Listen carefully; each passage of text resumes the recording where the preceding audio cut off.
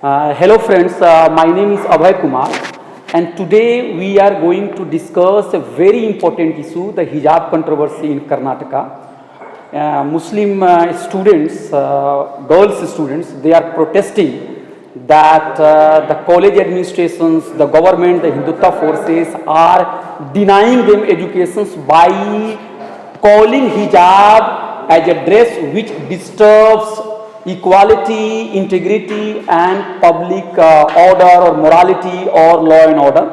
And the government of Karnataka is invoking a law which is known as Karnataka Education Act, I think 1983, and it is saying that the dresses which are disturbing law and order and equality will not be allowed, and Muslims students were denied educations. So this is a very controversial issue. The matter has gone to court and the court has also not given a clear judgment in this issue, and I think it has been sent to the higher bench.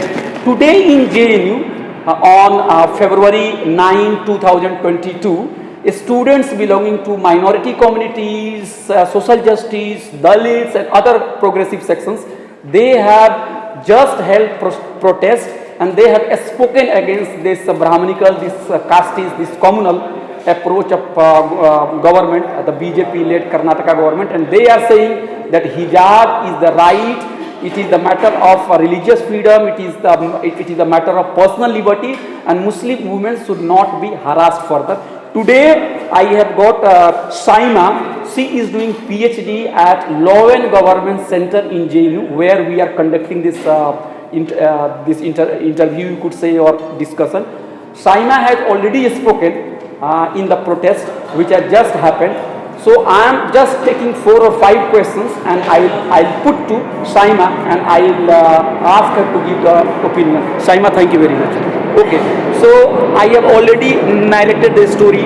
In JNU the protest has just happened and you are asking that this is not the choice between hijab is good or hijab is bad. It is the choice of students what they want to wear. The way let's say progressive people or liberal people or women from any particular region are allowed to wear what they like. Similarly, Muslim students do have agency and they should not be called that puppet that they are really walking within the patriarchy. They are exercising their freedom. There are Muslim women who are not wearing hijab. There are Muslim women who are wearing hijab. So we should not call that hijab wearing Muslims are conservative. So I have just summarized what you have said there. Would you like to say something on this? Thank you so much. What I would like to say is that primarily the issue is currently a constitutional issue. It is an issue of fundamental rights. It is an issue of the freedom of religion, of freedom of dress, freedom of expression, and very vitally it is an issue of the right to equality. And it is fundamentally an issue of the right to education. So, as you said, that it is not the time or the place to have a debate about whether hijab is good or bad, whether the reasons behind why somebody wears it or when somebody wears it. It is an issue, it is a very simple issue in one sense, that Muslim women who were wearing hijab and attending college or school for many years or many months also, suddenly were shut out from their own college. The gates were literally shut on them. And this is a patently unconstitutional and even illegal act, because you are denying children and then you are denying adults. There are some cases they are schoolgirls, some cases they are even older girls, to attend class. They are having exams in 2 months. And not just that, now the issue has taken on a color where girls are literally being attacked. Not physically, they have not been physically touched yet, but they have been heckled, they have been harassed. There is this video obviously which everybody has seen of one Muslim woman and this whole group of students who are surrounding her. Now the state is saying that hijabs are, this hijab wearing women are provoking public order. But it is simultaneously failing to recognize that all these boys who are attacking her and the people who are supporting these boys are primarily disturbing public order. There is, for example, in the media has said that this is a protest. Like there is a hijab row, that is the term being used, or it is being saying hijab versus saffron scarves. There is no row there is no versus. It's like today for you and I, if we have been walking into this university for 6 years, 7 years, 10 years, and if you have been wearing this dress or I have been wearing this, and suddenly tomorrow if they say you cannot go, you cannot enter, your entrance is not a protest. So you are saying that the fundamental rights have been denied to Muslim women, there is no questions of controversy. Of course, and this is not a row or a controversy, because a row controversy or a battle of protest would involve the women also protesting against these men. They are not protesting, they are not saying you don't wear saffron shawls, they are not saying you don't come to our class. In fact, they are all classmates, many of them. They are merely saying we want to enter our class, the same class that they were entering 2 days ago or 2 weeks ago. Okay, so it is also interesting, Shayma, that the Muslim students might have been wearing hijab for long time. But suddenly that issue has been politicized, and now the so-called media and channels who are supporting or upholding government positions or Hindutva positions, they have started painting Muslims community to be conservative and Muslims women to be trapped in patriarchy, the Muslims patriarchy. Do you really see that it has to do with elections? Uttar Pradesh elections is coming, Punjab is coming, and the Hindutva forces might be interested, or they want to polarize people on the basis of religion? See, I would not argue that it is particularly linked to elections. The reason is that incidents, micro incidents against hijab, against Muslim women have been happening for a very long time. Whether you saw the Sulli deals, Bulli Bai incidents. So you see the connections between them. There is them. A very long connection. In fact, if you speak to people from the state, if you speak to people from the district, they will tell you that there have been many micro incidents which have generally been resolved. Off and on they have been resolved. Either the administration has backed down, or even in many cases the students themselves have compromised. They have said, okay, we will not wear hijab inside the class, or we will take off the burqa outside.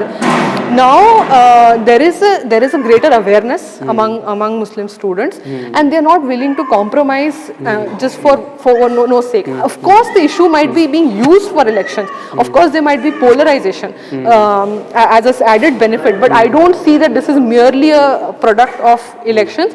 I feel that this is a very long-running issue which has erupted now. It could have erupted 5 months later. It could have erupted 5 months ago as well. Okay, so some journalists are also speaking that there has been unnecessarily response or comment or reactions from the Muslims community, and the government is basically taking up the issue of extending equality to Muslims women, or the government is really seriously interested in democratizing Muslim society. So are you also pained to see the double standard by the so-called liberal section in this country also? Yes, because in the sense that if there are, I know particularly after yesterday this incident of Muskan, there are many people who are saying that she should not have responded, or Muslims are unnecessarily making a big deal. And I want to interrupt you. In the morning, I met a professor from JNU, and who happens to be a Muslim, and he is saying that there is no need to there is no need to rake up these issues. आप भी थोड़ा पीछे हट जाइए. It's not a question of confrontation, because ultimately it will harm Muslim society. So I was really thinking about his reaction, that if you protest against violation of your fundamental rights, that is also seen as a problem, and if you just bear with attack on you, then it is also not good. So the situation is very difficult what to do. See, I think that a lot of unnecessary advice has always been given to not just Muslims, any minority, any oppressed communities in the country, where the entire burden of peace, entire burden of public order, entire burden of maintaining communal harmony, or in this case, whatever public order, is placed on the community who is being oppressed. So if we should think of it in very simple terms. As students of JNU, for example, we are registered, we have studied here, we live here. If tomorrow we are told that we cannot walk into this university because of something entirely harmless, for example, I'm wearing a fabric that does not harm anybody, cause any noise, would we not protest? Would we not at least say, look, I want to go inside? Because it is a right, the Indian constitution also guarantees us the right to peaceful demonstration. And in this case, I would argue that it's not even a level of demonstration. It's literally girls were standing at the gate of their colleges and wanting to enter it.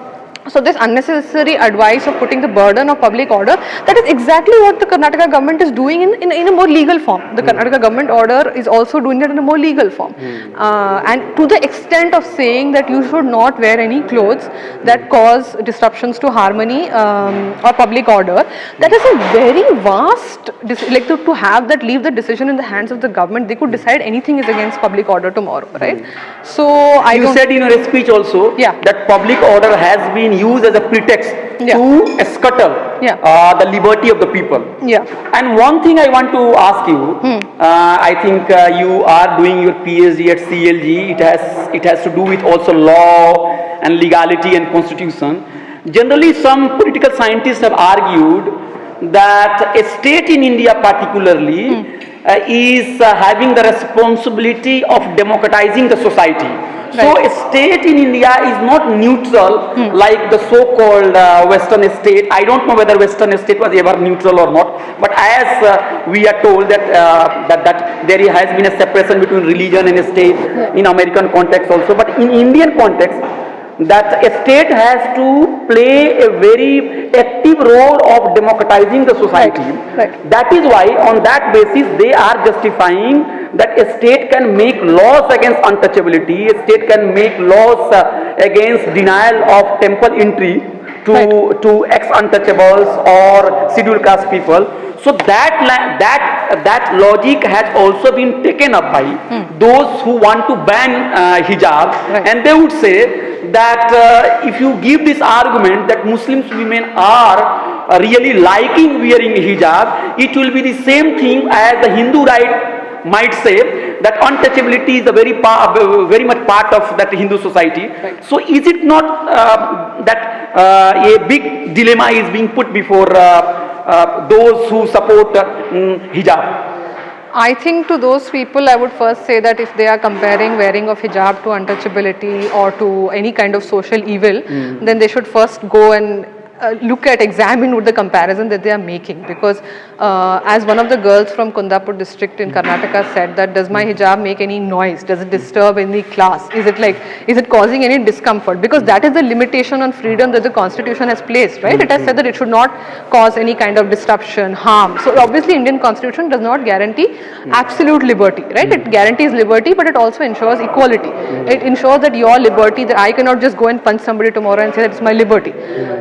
But does hijab, does wearing any kind of religious attire, especially religious attire that is seen as essential to religion, which is a test that Indian courts use to evaluate certain religions, an attire that does not cause any physical harm, any disturbance, anything, it cannot be compared to the social evils in which the Indian state has to interfere.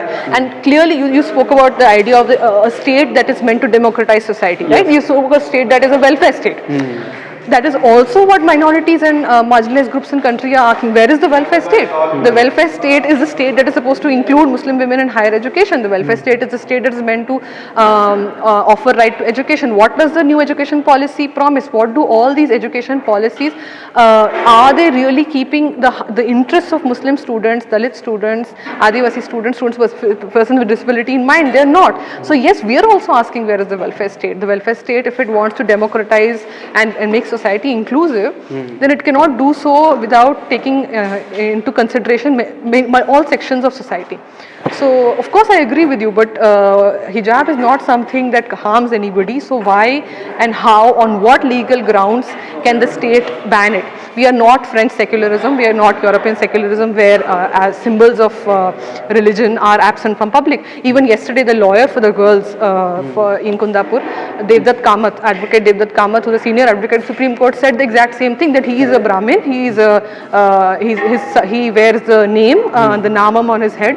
And should his child be banned from school because he's wearing a namam? No, our Indian state and Indian constitution allows for those kind of religious freedom. Even the girls are saying that wear your saffron shawls and come to class. We don't mind, but we have to get into class as well, right? So one thing,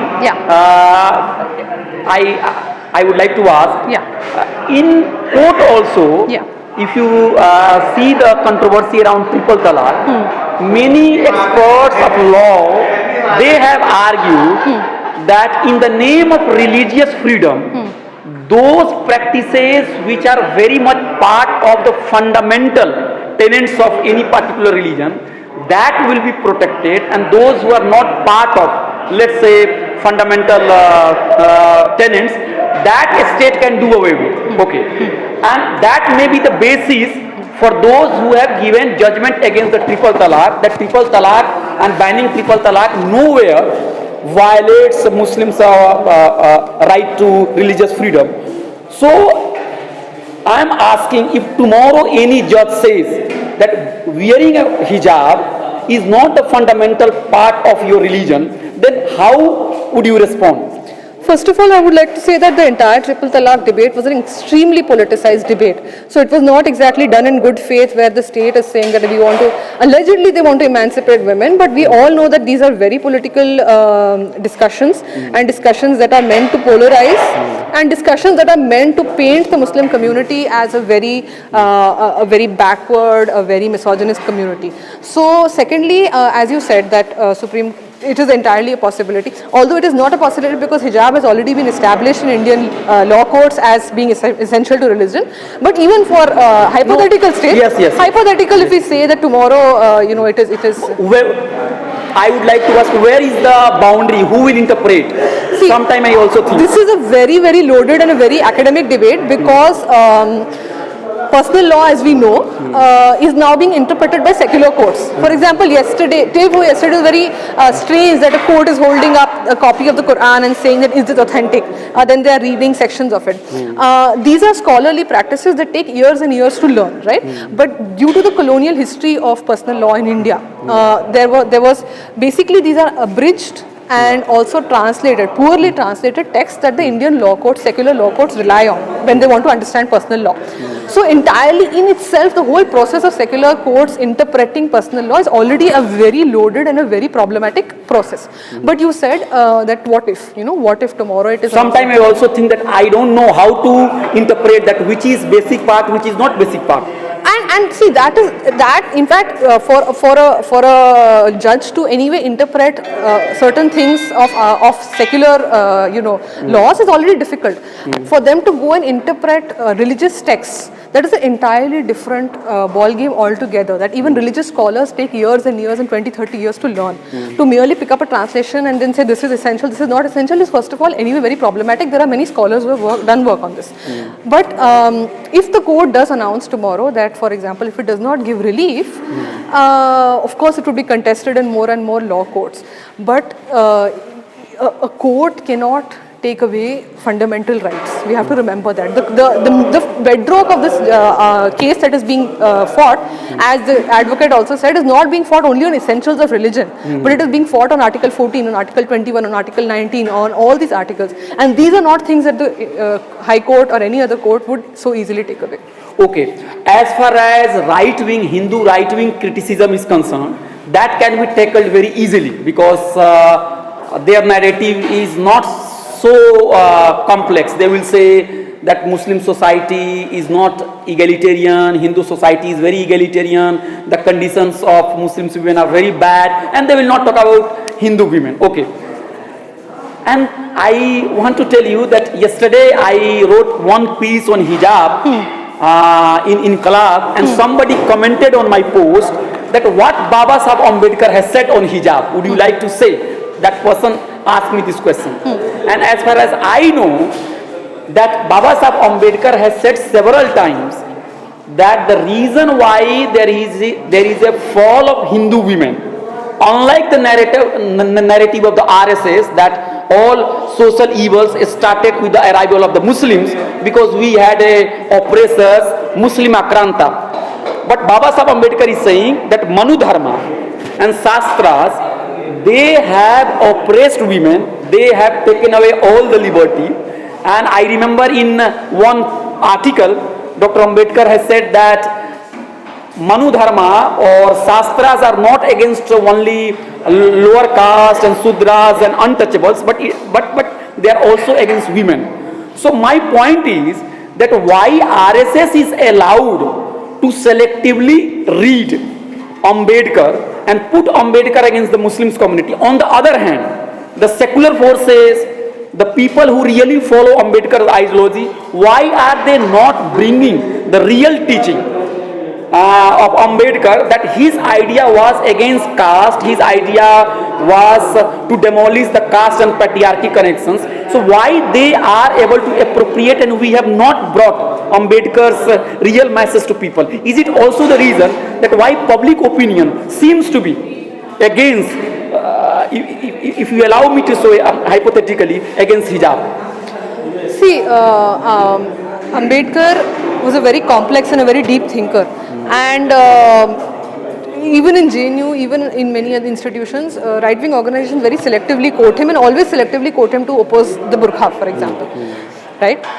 But like you said, they would not want to read him in totality. They would not want to read all the very incisive critique that he has of the caste system. And also, I would like to say that even in Karnataka, you recently saw that some students have come wearing blue shawls and saying Jai Bhim. And I think that is a wonderful development. That is precisely what we are saying, that this whole, and they have no answer to that. The boys wearing saffron shawls have no answer to that. So perhaps maybe from here it looks like that message is not being reached, but there are even in Karnataka, even in those areas, there is very strong ground movements, Ambedkarite movements that are sending precisely this message.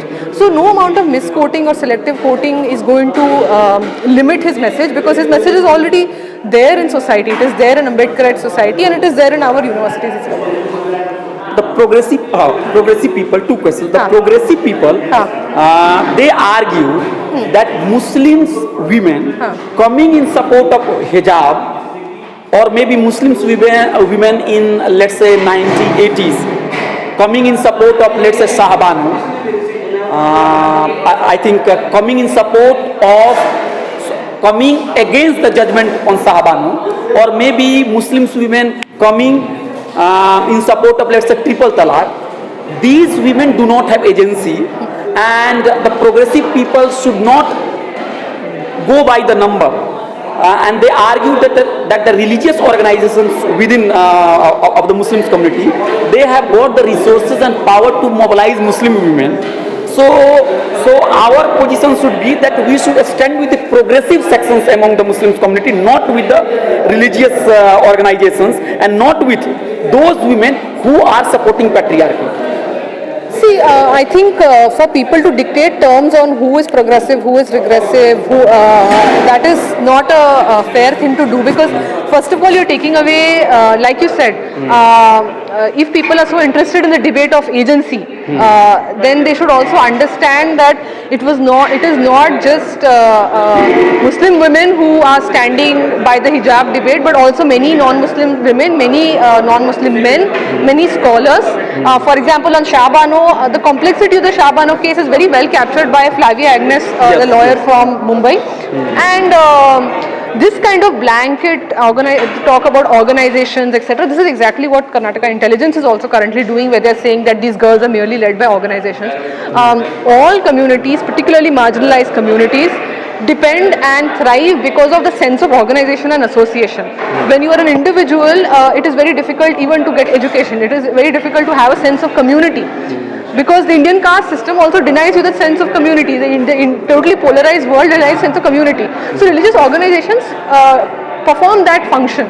They give you a space to discuss. They give you that kind of worldview. So to blanket ban religious organizations, like the conversation that about ulema is backward, so on and so forth, totally misunderstands and misinterprets the depth of conversations, the depth of critical conversations that go around even in these circles about many such legal issues. Okay, so the last question. Yeah. If you read the literature produced by the so-called progressive and left intellectuals also, I keep hearing the term Wahhabi influence, the influence coming from, let's say, West Asia, and Muslims going and working in West Asia, and they are not bringing money, they are also bringing regressive ideas from there. So such narrative is also very powerful. And I was reading a so-called, what should I say, very progressive voice among the Muslims community, and she had said that while the right to education of the Muslims women should be protected, but at the same time you have to also be aware of the fact that the idea of hijab and covering and segregations and patriarchy, these are being brought up from, let's say, from Wahhabi influence, and maybe these social evils are a structure within the religion of the Muslims. So are such people supporting your cause, or are such people weakening your cause, or will you be willing to take their criticism very positively? See, I think it's not a question of weakening or strengthening the cause. It's a question that this is a total, first of all, this is completely unacademic, this blanket discourse of saying everything that you don't like is Wahhabi. These people don't understand the differences of sect, ideology, it's nothing like that. Secondly, the other argument about the Gulf money and all those things are very, very common arguments. Even in JNU, you hear some people say that, particularly when there are students from Kerala, when there are students from coastal Karnataka, where there has been a wonderful trade. In fact, Islam came to coastal Karnataka and Kerala, Malabar region through trade. Right? Yes. So, of course, influence and culture always spreads. That is the nature of culture, right? Is everything that we call Indian culture born and perfectly shaped within the geographical terrain of India? Absolutely not. Culture always spreads. And but to say that hijab or segregation or faith, all these markers of faith, is a production of all this is completely false, because we know that hijab is a theological foundation. It is something Muslims believe in as a form of submission to their creator, and so it has nothing to do with Gulf, or it has nothing to do with some certain region. It is to do with their own faith. Friends, we have been discussing on the issue of hijab, and with me Shayma from JNU, who is doing PhD, has candidly spoken her views on different issues, and I have raised several allegations, or you could say concerns, or objections raised by right and left, and she has very positively taken up those points, and she has answered them. Shayma, thank you very much, and I think you have cleared much of the doubt, and we must stand in solidarity with the protesting Muslim women, and we should oppose all kinds of what should I say, majoritarian, communal, fascist attack on the most deprived section of our society. Thank you very much. Thank you so much.